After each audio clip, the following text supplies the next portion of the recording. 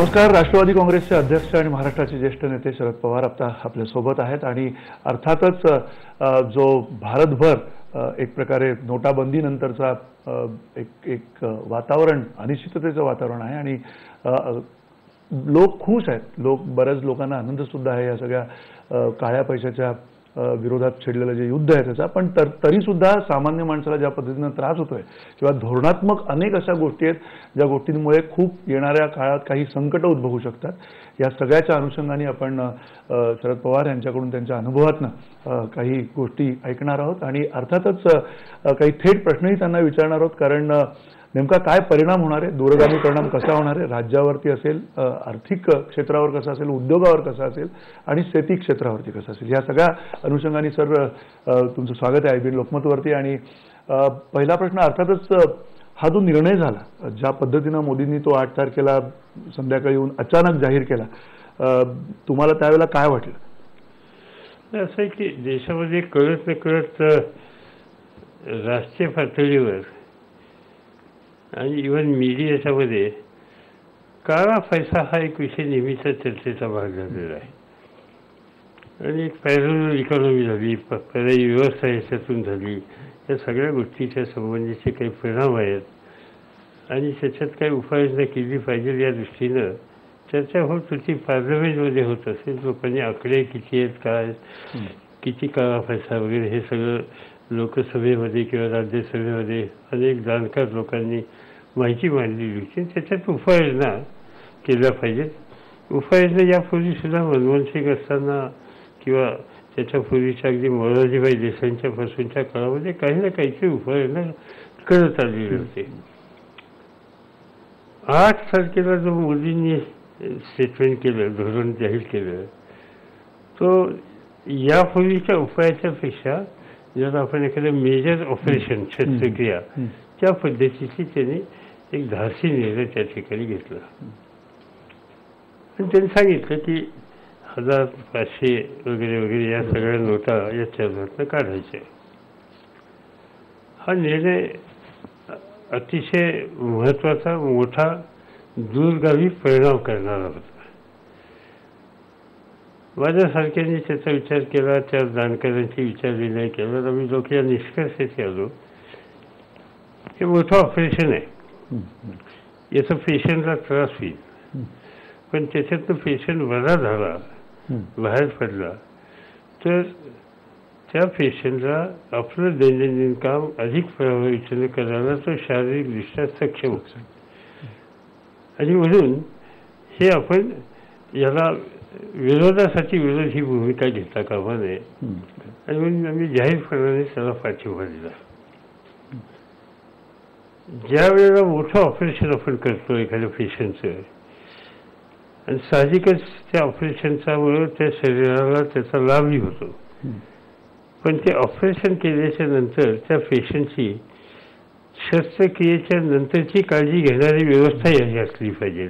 After care ज्याला आपण म्हणतो, तर आफ्टर केअर ही जर दुर्लक्षित राहिली तर ऑपरेशन यशस्वी, पण पेशंट आहे का नाही या संबंधीची खात्री देता येत नाही. त्याचं कारण नंतरच्या काळामध्ये त्या पेशंटची जी शुश्रूषा करायला पाहिजे, त्याच्यासाठी लागणारे डॉक्टर, त्यासाठी लागणारी औषधं, त्यासाठी घ्यावे लागणारे, कारण खूपदा काही प्रतिक्रिया होते, तर ती व्यवस्थित झाली तर मग या सगळ्यातून तो पेशंट चांगला बाहेर पडतो. आता जी अस्वस्थता सगळ्या समाजामध्ये दिसते की बहुसंख्य लोकांनी सांगितलं हा निर्णय चांगला आहे. 1, काळ्या पैशाला तुम्ही कंट्रोल करताय. 2, काळा पैसा देशातला कमी होणं, याचा अर्थ महागाई आणि बाकीच्या सगळ्या गोष्टीतून सुटका होईल. मोदींनी त्याला आणखीन एक जोड दिली की दहशतवादी लोकांच्याकडून हा पैसा येत होता की बाहेरून येत होता मला माहिती नाही, माझा काही अभ्यास त्याच्यात नाही, पण साधारणतः माहिती मी त्या क्षेत्रातल्या जाणकारांची, फायनान्स मिनिस्ट्रीची किंवा तिथल्या वरिष्ठ अधिकाऱ्यांची जाणून घ्यायचा प्रयत्न करतो. त्यावेळी एक कळतं की हा जो वर्ग आहे राष्ट्रविघातक किंवा दहशतवादी, यांच्याकडून येणारे एकंदर देशात असलेला काळा पैसा आणि त्याच्यात यांच्यातून येणाऱ्या पैशाचा वाटा, टक्केवारी ही फार नाही आहे. पण मोदींनी याच्यात असं आहे की शेजारचे म्हणजे आपल्या भारतीय माणसाच्या मनामध्ये लगेच पाकिस्तान दिसतं किंवा आणखीन कोण दिसतं. तिथल्या काही प्रवृत्तीने हा जो उद्योग केला आणि आमची अर्थव्यवस्था संकटात आणण्याचा प्रयत्न केला. ही गोष्ट खरी आहे की काही प्रमाणात आपल्या आजूबाजूच्या लोकांनी किंवा शेजारच्या लोकांनी नोटा छापणं किंवा तत्सम गोष्टी केल्या, त्या गोष्टी कारणं येत होत्या. पण असल्या तर सवन देशाची अर्थव्यवस्था त्यांच्या हातात आहे हे वस्तुस्थितीला धरून नाही. पण त्याचा उपयोग मोदींनी खुबीने करून घेतला की माणसाला असं वाटलं, नागरिकाला, भारतीयाला, किंवा माझ्या देशाच्या विरुद्ध वागणाऱ्यांच्याकडून केलेलं काम असेल तर त्याला आवाज घालण्याच्यासाठी मोदी पाऊल टाकतात, योग्य आहे. त्याचा फायदा झाला, चांगली गोष्ट आहे. पण सर, ज्या पद्धतीनं आता ममता बॅनर्जी असतील, इथे अगदी अलीकडे उद्धव ठाकरे असतील, राज ठाकरे यांनी आज म्हटलं की अराजकाची परिस्थिती ओढवू शकते, तुम्हाला वाटतं की एवढी परिस्थिती बिघडेल येणाऱ्या काळामध्ये? जर का कसं आहे, म्हणजे एक दुसरी गोष्ट आपण समजून घेतली पाहिजे की आपल्याकडे हा काळा पैसा म्हणजे काय आणि कसा. या देशामध्ये फिनान्शियल इन्स्टिट्यूशनच्या शाखा, बँकांच्या शाखा किती आहेत? एक. देशामध्ये एकंदर लोकसंख्याच्या लोकसंख्येच्या पैकी किती टक्के लोकांची बँकेत खाती आहेत? 2. ज्यांची खाती नाहीत, हा जो मोठा वर्ग आहे, त्यांचे व्यवहार कसे होतात? 3. ज्यांची खाती बँकेत नाहीत, बँकेशिवाय त्याचे जे व्यवहार होतात, तो पैसा हा तुमच्या नित्याच्या चलनातनं आलेला आहे, पण थ्रू बँकिंग सिस्टीमने आलेला आहे. उदाहरणार्थ एखादा शेतकरी असेल आणि त्यांनी कोथिंबीर लावली, मुळा लावला, भाजीपाला तयार केला आणि तो भाजीपाला घेऊन मुंबईच्या किंवा पुण्याच्या किंवा नागपूरच्या किंवा औरंगाबादच्या मार्केटमध्ये गेला आणि त्याने 500 रुपयाची भाजी तिथं विकली. आता ही 500 रुपयाची भाजी विकली, त्याला पावती आहे का? काही नाही. त्यांनी ते भाजीपाला त्या ठिकाणी केला, त्यावेळेस त्याच्यात जी गुंतवणूक केली, बियाणं घेतलं, त्याचं कुठे रेकॉर्ड आहे का? काही नाही. त्याच्याकडे थोडी बहुत शिल्लक होती, त्याचं बियाणं घेतलं, त्यांनी लावलं, कष्ट केले, घाम गाळला, पिकवलं, विकलं. आलेले पैसे त्याच्या खिशात होते, घरात होते, बायकोकडे होते, बायकोने कुठे ठेवले होते, त्यातला काही भाग वगैरे वगैरे. हे जे चलन आहे, हे चलन तुमच्या ज्या कायदेशीर पद्धती, म्हणजे हे काही बेकायदेशीर नव्हतं, पण चॅनलच्या मार्फत येणारं, बँकिंग सिस्टीमच्या मार्फत येणारं चलन आणि हे चलन याच्यात फरक आहे. आणि हे चलन फार मोठ्या प्रमाणात आहे. कारण जगामध्ये अनेक पाश्चिमात्य देशामध्ये व्यवहार सगळा क्रेडिट कार्डवर होतो. आपल्याकडे क्रेडिट कार्ड हा फार थोड्या लोकांच्याकडे आहे. म्हणजे मी आता पार्लमेंटमध्ये सुद्धा बघतो, आम्हा काही ठराविक लोकांच्याकडेच क्रेडिट कार्ड आहे, अनेकांच्याकडे क्रेडिट कार्ड नाही, ते आपलं खिशातले लोक पैसे काढून बसतात. आणि त्यामुळे ज्यांच्याकडे क्रेडिट कार्ड नाही, ज्यांच्याकडे बँकेत हप्ता नाही, त्यांचे जे आर्थिक व्यवहार सबंध देशातले जे आहेत, मग तो पैसा काळा पैसा म्हणायचा का? मी नाही त्याला काळा पैसा म्हणा. हा चलनातला पैसा आहे, त्यांनी केलेल्या कष्टातून मिळवलेला आहे, त्याचे दैनंदिन व्यवहार त्याच्यामध्ये आहेत. आज काय बघितलं येते, या सगळ्या पैशाकडे हा काळा पैसा आहे, या पद्धतीने बघितलं जातं. माझ्या मते हे सामान्य माणसांवर, विशेषतः कष्ट करायच्यावर एक प्रकारचा अन्याय आहे. आणि त्यामुळं त्याच्या बाबतीत कठोर पावलं किंवा त्या संबंधीचे उपाय हे खूपदा या मोठ्या वर्गाला यातना देणारे आहेत. निर्णय चांगला, त्याच्यात वाद नाही, पण तो निर्णय घेताना तुम्ही एकदम 500 किंवा अशा नोटा रद्द केल्या आणि चलनातल्या जवळपास 86% करन्सी तुम्ही बाजूला काढली. ज्यावेळी एवढी मोठी टक्केची करन्सी तुम्ही बाजूला काढतो, तेव्हा पर्यायी व्यवस्था केली पाहिजे. निर्णय योग्य, पण नंतरचं पेशंटला जी काळजी घ्यायला पाहिजे त्याची जी व्यवस्था आहे, ती व्यवस्था त्या ठिकाणी योग्य नाही. आज मला हे कसं करतात असं? कारण त्यांचं म्हणणं होतं की गुप्तता राखायला पाहिजे होती आणि गुप्ततेच्या गार्फखालीच त्यांनी हा निर्णय समोर आणला. त्याला काही फारसा अर्थ नाही. असं आहे की काही सिक्युरिटी फेसमध्ये नोटा छापतात, तिथं काही महिने किंवा काही आठवडे 500 किंवाच्या नोटा छापणं बंदच केलेलं होतं 1000च्या. त्यांना उद्याच्या तिथे सिक्युरिटी फेसमध्ये मी तिथल्या काही लोकांशी बोललो, आपल्याकडे नाशिकला सिक्युरिटी फेस आहे, तिथल्या काही लोकांशी बोललो. ते सांगितलं उद्याच्याला आम्हाला असं सांगण्यात येत होतं की नोटा छापणं बंद आहे का, तर नोटामध्ये डिझाईनमध्ये काही बदल होतोय आणि त्यामुळे ते नवीन डिझाईन येत आहे, ते आल्याच्या नंतर सुरू होईल. यापूर्वी अनेकदा झाले.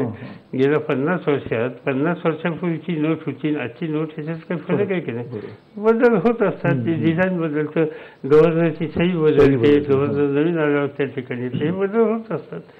त्यामुळे ते बदल होणार आहेत म्हणून थांबावं लागलं, तर आम्हाला काही त्याच्यात दुसरी शंका नव्हती. पण ते थांबायला लागले त्याच्याऐवजी समजा हे 2000 करायचे होते, समजा त्या नोटा त्या वेळेला छापायला सुरुवात केली अशी, तर काय झालं असतं देशात. नोटा तुम्ही छापतात, तुम्ही बाहेर तर देत नाही, सर्क्युलेशनमध्ये तर आणत नाही. त्यामुळे हे काम तुम्हाला अगदी हे गहाय करू की त्यातली काही गोष्ट थोडी बाहेर फुटली असती तर जोपर्यंत ती करन्सी कोणाच्या हातात जात नाही तोपर्यंत त्या फुटण्याचा असा काय परिणाम होणार आहे, थोडा होईल जायचं नाही. आणि त्यामुळं हे जे म्हणत होते की ती गुप्तता ठेवली पाहिजे, ही गुप्तता नाही.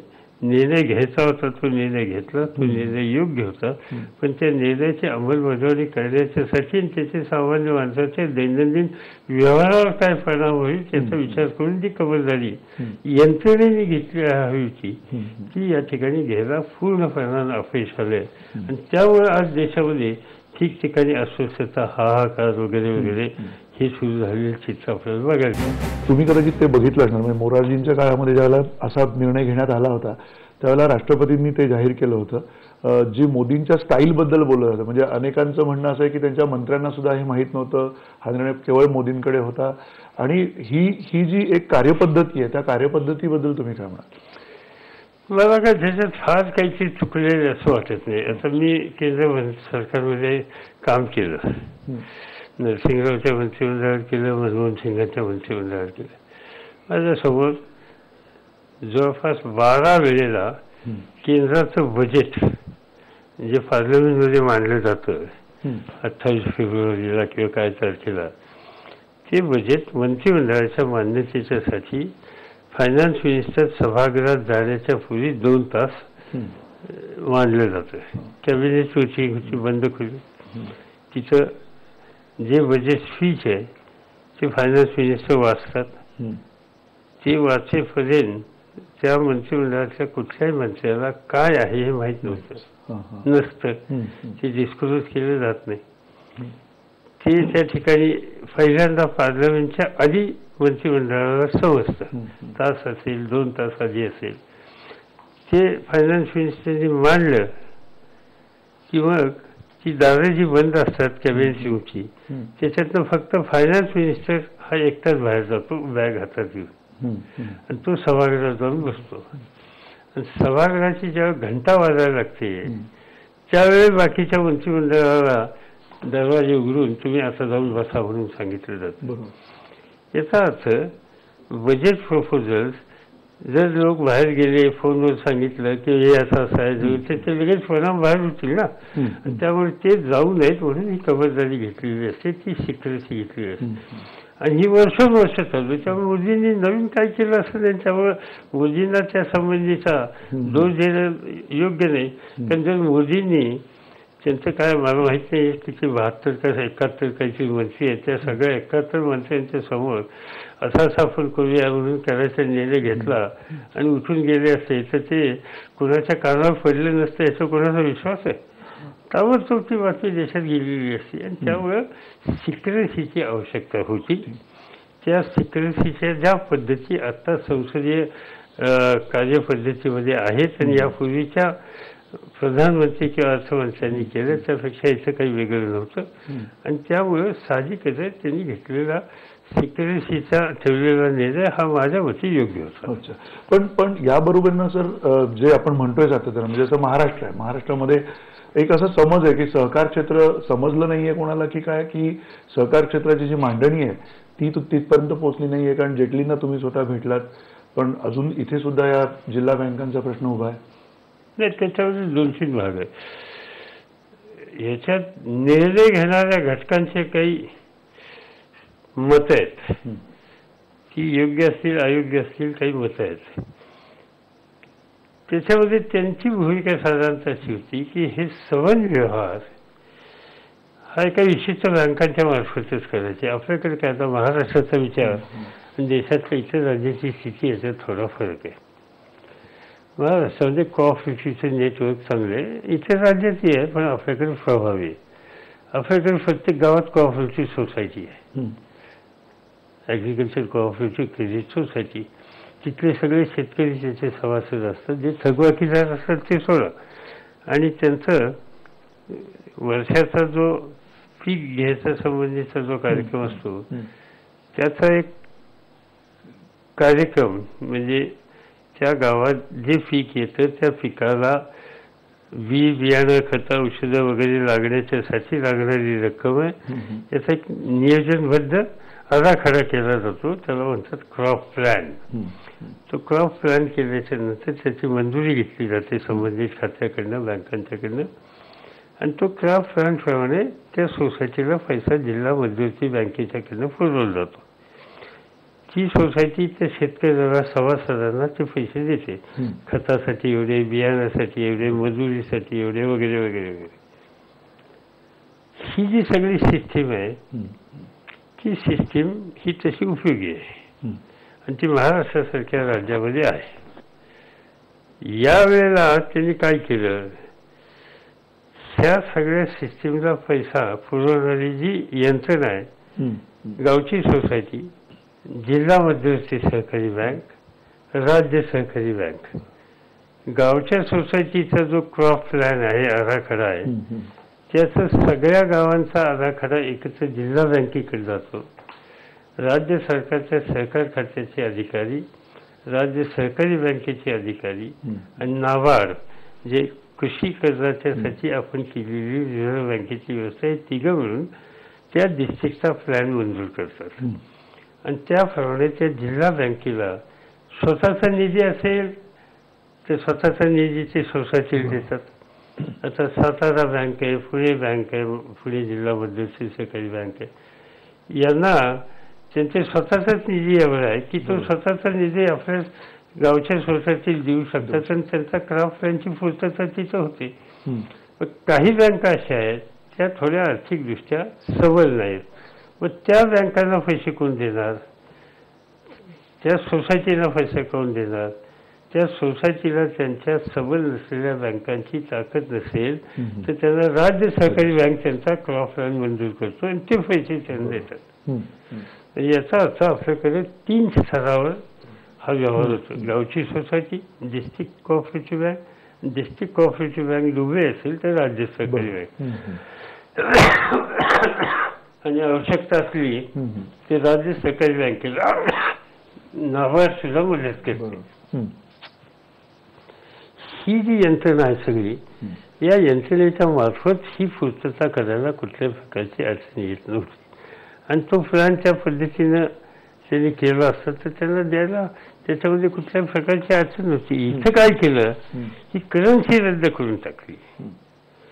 करन्सी रद्द केलं, त्यांचं गावच्या सोसायटीचा संबंध नाही, त्यांच्याकडे काहीच नाही. राज्य बँकेची डायरेक्ट शेतकऱ्याची सभासदाचे व्यवहार नसतात, त्यांचे सोसायटींची व्यवहार त्याच्यामध्ये असतात. तर राज्य बँक त्यांना मदत करू शकत नाही. आणि याच्यातून जिल्हा बँक काढल्याच्यामुळं आज प्रत्येक जिल्ह्यात हजारो लोक त्या जिल्हा बँकेचे सभासद आहेत. व जिल्हा बँकेचे सभासद किंवा व्यवहार हा फक्त शेतीपुरता असताच नाही, त्या जिल्ह्यामध्ये सरकारी कर्मचाऱ्यांची पतसंस्था असते, पंचायत राज्यामध्ये काम करणाऱ्यांची पतसंस्था असते, शिक्षकांची सोसायटी असते, या सगळ्यांचे पैसे या सरकारी बँकेत असतात. त्या जिल्हा बँकेलाच त्यांनी थांबवल्यामुळं या सगळ्यांच्या व्यवहारात परिणाम काही ना काही व्हायला लागले. शेतीवर तर झालेच, पण त्यांचं म्हणणं आहे की हेच अड्डे आहेत भ्रष्टाचाराचे. समजा असं आहे की अड्डे असले तर उद्याच्याला मोठ्या बँकेत कधी भ्रष्टाचार झाला नाही. देशातल्या काही मोठ्या बँकेत सुद्धा भ्रष्टाचार झाला, त्याची चौकशी झाली, लोक तुरुंगात गेल्याची उदाहरण आहेत. पण त्यावर तशी चूक कुठेतरी केली म्हणून समज आपण देशातल्या बँका थांबवणार का? हे जे म्हणलं जातं की या सहकारी संस्थेत सहकारी तुम्ही तुमची निगराणी ठेवा ना, तुमचं नाबार्ड आहे, तुमचं ऑडिट सिस्टीम आहे, राज्य सरकारची ऑडिट सिस्टीम आहे, या सगळ्या गोष्टी तुम्ही त्याच्यामध्ये काळजीपूर्वक लक्ष घाला ना, कोण नाही म्हणते. पण तुम्ही सबन डिस्ट्रिक्ट एक सबन बहुसंख्य समाजाला जाऊन पोचणारी यंत्रणा तुम्ही बाजूला काढली. मग तुमचं म्हणलं की तेच अड्डे आहेत, ते अड्डे जर असतील तर वर्षानुवर्ष तुम्ही चित्रात उपयोग करतात. त्या जिल्ह्याचा तुम्ही क्रेडिट प्लॅन त्याच ह्याच्यामार्फत करताय, सरकारच्या मान्यतेनेच करताय, त्याचं ऑडिट तुम्हीच करताय. आणि त्यामुळं या प्रकारची भूमिका घेणं माझ्या मते या सबन सेक्टरवर एक प्रकारचा अन्याय करणार याच्या प्रकारची आहे. आणि दुसरी गोष्ट अशी आहे की व्यवहार हे काही थोडे थोडके नाही आहेत. त्यांनी कसं केलं, 8 तारखेला काढलं स्टेटमेंट. 8ला स्टेटमेंट काढल्याच्या नंतर त्यांनी सांगितलं त्याच्यात कोण कोण यायचं. त्या सबन यादी त्यांनी जाहीर केली की या सगळ्या लोकांना तुम्ही याच्यात व्यवहार करता येईल. त्याच्यात जिल्हा बँका नव्हत्या. जिल्हा बँका नव्हत्या म्हटल्याच्या नंतर त्या जिल्हा बँका ह्या सगळ्या ऍक्टिव्हिटीच्या पासून बाजूला राहिल्या. पण त्या जिल्हा बँका थोड्या नाही आहेत. आपल्या देशामध्ये 370 जिल्हा बँका आहेत, त्यांच्या 14,000 शाखा आहेत आणि त्याच्यामध्ये ज्या सोसायटी आहेत त्या 92,789 आहेत. आणि महाराष्ट्रामध्ये जर आपण बघितलं तर जिल्हा बँकेच्या शाखा 3,746 आहेत आणि त्यांचे सभासद 21,000 प्राथमिक सोसायटी आहेत. त्याचे जे शेतकरी सभासद आहेत ते 5.5 लाख आहेत आणि सेवा सोसायटीची शेतकऱ्यांची सभासदांची संख्या 1,15,00,000 आहे. म्हणजे याचा अर्थ तुम्ही एकंदर राज्यातले म्हणजे जवळपास जे सभासद आहेत कर्जदार त्यातले 50% या सेक्टरमध्ये येतात. बरोबर. जिल्हा बँक थांबल्यामुळे यांचे सगळे व्यवहारच थांबले. मग तुम्ही म्हणता की तोच अड्डा आहे, तर मग या 50%चा व्यवहार करण्यामध्ये वर्षानुवर्ष अड्डा तुम्ही चालू ठेवलाय. रिझर्व्ह बँक काय करत होती, नाबार्ड काय करत होती, राज्य बँक काय करत होती, राज्यात सरकार खातं काय करत होतं. त्यामुळे हे म्हणणं योग्य नाही. या सेक्टरकडे बघण्याचा दृष्टिकोन काही घटकांचा पहिल्यापासून वेगळा आहे. त्यांना ह्या राष्ट्रीयकृत किंवा स्पेशल बँका ज्या आहेत त्यांच्या मार्फतच हे सगळे व्यवहार केले पाहिजेत. आणि ही जी सहकाराचं जाळं आज गुजरातमध्ये किंवा महाराष्ट्रामध्ये वर्षानुवर्ष उत्तम संस्था चाललेल्या आहेत आणि ते सबन एक प्रकारचं उद्ध्वस्त करण्याच्या बद्दलचं हे केलं. त्यामुळे पीक कर्ज किती दिलं जातं, त्याचा प्लॅन कसा दिला जातो. आता महाराष्ट्रात साधारणतः 51,000 कोटी हे पीक कर्ज दिलं जातं. 51,250 हे गेल्या वर्षीचा आकडा आहे. त्याची जी रक्कम आहे ती सगळी काही कोऑपरेटिव्ह सोसायटी बँका वाचत नाही. त्यातली 17,000ची रक्कम ही कोऑपरेटिव्हमधून आहे. याचा अर्थ राष्ट्रीयकृत बँका, खाजगी बँका, सहकारी बँका तिघांच्यात त्यांनी कर्ज पुरवठा जबाबदारी वाटलेली 35. तर याचा अर्थ कोऑपरेटिव्हला जवळपास 35% कर्ज पुरवठा तुम्ही द्यायचं सांगितलं. बरोबर. आणि राहिलेल्या 70% इतर 2 बँका आहेत.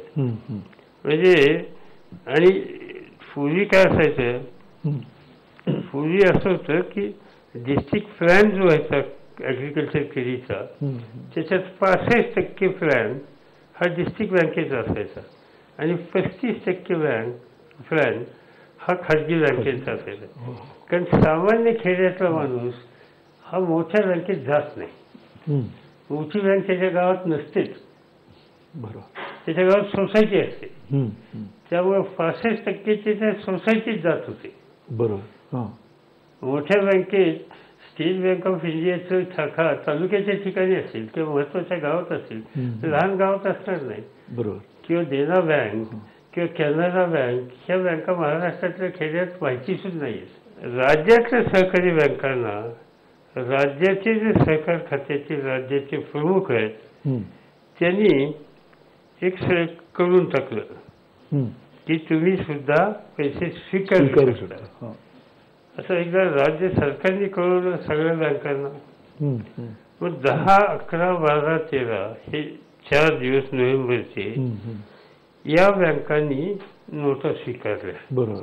आणि त्याचं कारण या बँकांचा प्रेझेन्स हा अधिक असल्यामुळे अधिक जास्ती आहे. तिथं गर्दी झाली बरोबर. आणि लोकांनी तिथं पैसे स्वीकारले आणि जवळपास 4,000 कोटी रुपये या सगळ्या बँकात जमा झाले.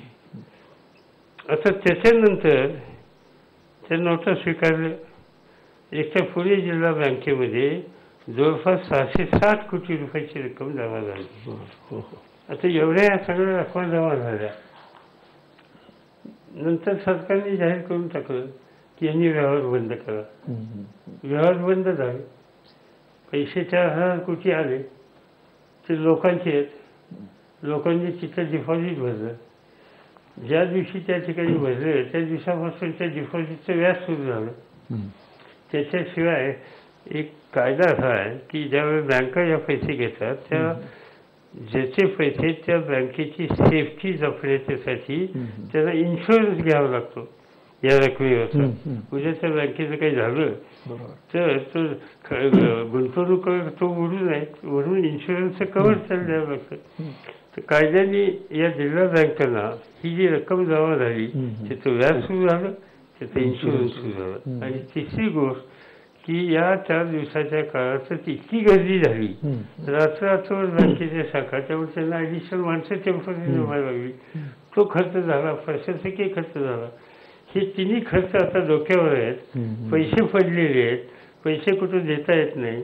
बाकीचे बँक म्हणजे ही मोठी बँक आता ते पैसे घेत नाही, त्याचं व्याज देत नाही. आणि हे सगळेजण डोक्यावर हात लावून बसलेत, करायचं काय. मी तुम्ही म्हणता त्याप्रमाणे अर्थमंत्र्यांना भेटलो आणि त्यांना जरूर सांगितलं किंवा याचा काहीतरी विचार तुम्ही केला पाहिजे.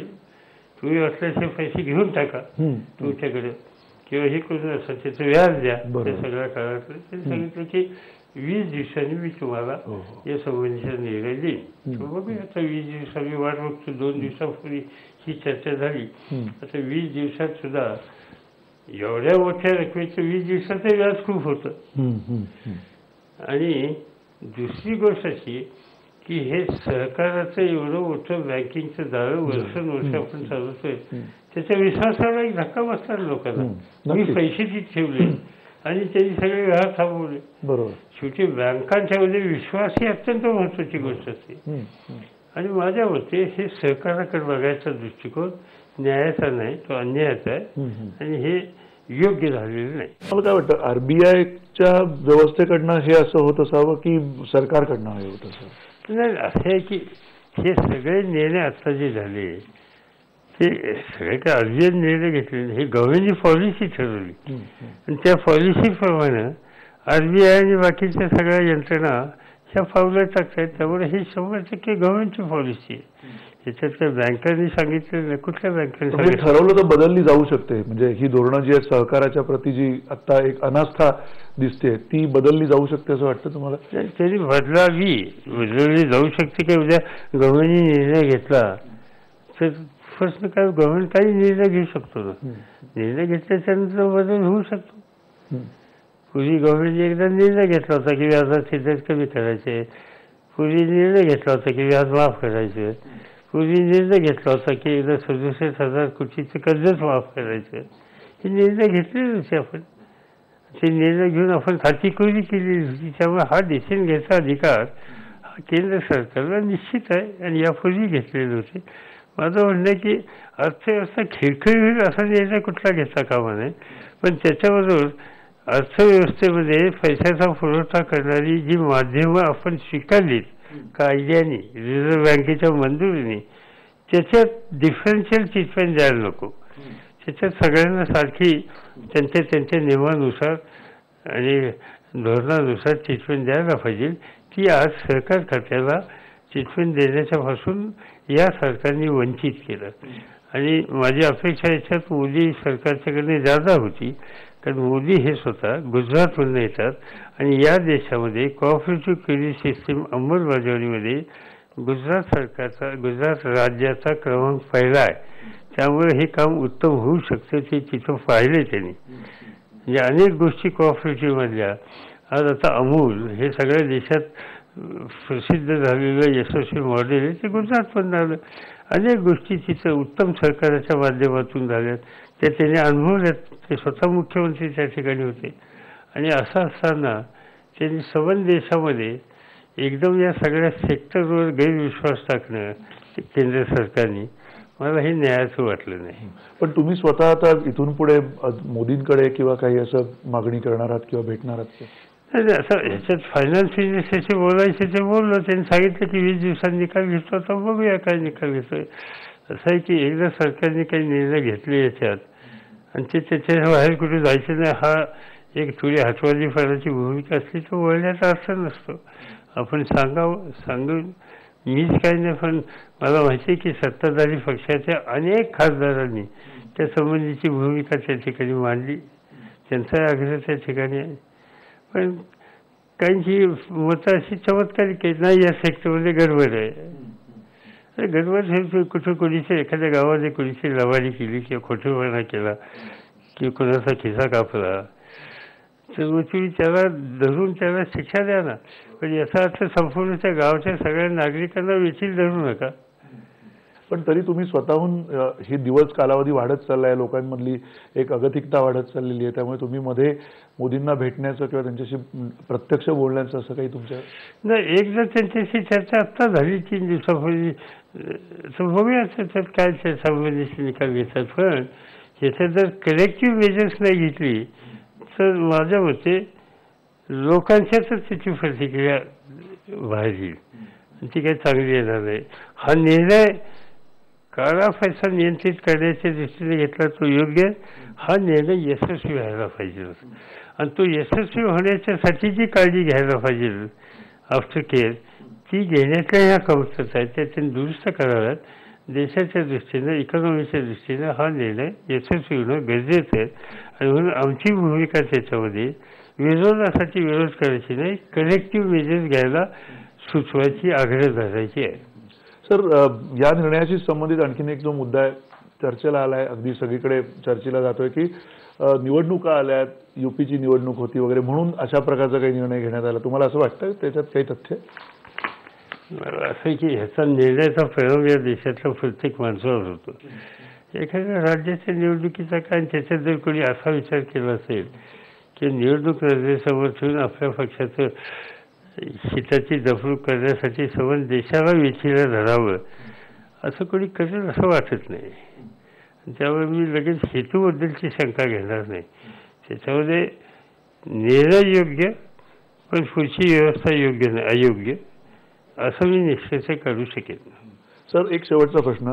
मोदींचे आणि तुमचे संबंध अतिशय मधुर आहेत. मोदी जेव्हा, म्हणजे आत्तापर्यंत आम्ही बघितलं की मोदी तुमच्या इतकं जेवढं बोलतात तेवढं इतर कोणाच्याबद्दल बोलताना दिसत नाही आहे, पब्लिक लाईफमध्ये जर बघितलं तर. त्या अर्थाने तुम्ही हे हक्काने त्यांना सांगणं किंवा येणाऱ्या काळामध्ये हे जे अपेक्षित बदल आहेत ते त्यांच्यापर्यंत पोहोचवणं हे तुम्हाला सहज शक्य आहे? कसं आहे माहिती का, हे खरं सांगायचं तुम्हाला लोकांचा उद्योग आहे की मोदींचे यांचे संबंध घरी बोलतात असते ना, ते बोलत असते. पण मी तुम्हाला सांगतो, माझे संबंध प्रधानमंत्री म्हणून इंदिरा गांधीच्या नंतर, इंदिरा गांधींच्या काळात मी मंत्री होतो, पण ज्युनियर मंत्री होतो. नंतरच्या काळात जेवढे प्राईम मिनिस्टर झाले त्या सगळ्या प्राईम मिनिस्टरची चांगले. असं आहे की साधारण जीवनामध्ये राजकीय मतभिन्नता असते, पण याचा अर्थ व्यक्तिगत शत्रुत्व असत नाही. आणि ती भूमिका मी कधी आयुष्यात घेतली नाही. त्यामुळे माझे मोदींचे जसे संबंध आहेत तसं मनमोहन सिंग सुद्धा केंद्र सरकारच्या त्या कुठल्याही मंत्र्याला विचारलं तर नेहमी त्यांच्यात चर्चा असायची. शेवटी ते फक्त यांच्याशी चर्चा करून फायनल निर्णय घेतात, अशी चर्चा मनमोहन सिंगांच्या काळाची होती. त्याच्या आधीच्या काळामध्ये देवेगौडा होते. देवेगौडा सुद्धा सातत्याने, म्हणजे अगदी माझ्या घरी येऊन चर्चा करायचे. त्याच्याबरोबर गुजराल होते, गुजराल तर माझे मिस्टर्स होते. म्हणजे आता या सगळ्या लोकांची किंवा व्ही.पी. सिंग होते, या सगळ्यांची प्रश्न तो ना, प्रश्न एकदा आपण नॅशनल इंटरेस्टचा विचार करून नॅशनल लेवलला काम करायला लागतं. त्यावेळेला देशाच्या, समाजाच्या, राज्याच्या हिताचं काय ते स्वच्छपणाने सांगणं आणि राज्यकर्त्यांना विरोधाची भूमिका न घेता त्याचा व्यापक परिणाम देशावर किती अनुकूल होतो का प्रतिकूल होतो हे बघणं, यावर आधारित राजकारण जर केलं तर मला असं वाटतं कुणी गैरसमज करत नाही. तर माझ्या बाबतीत गेल्या अनेक वर्षाचा माझा अनुभव आहे की कुणी राज्यकर्ता आला हायएस्ट लेवलचा त्यांची भूमिका माझ्याशी सुसंवाद ठेवण्याची होती, कारण माझी भूमिका सुसंवादाची आहे.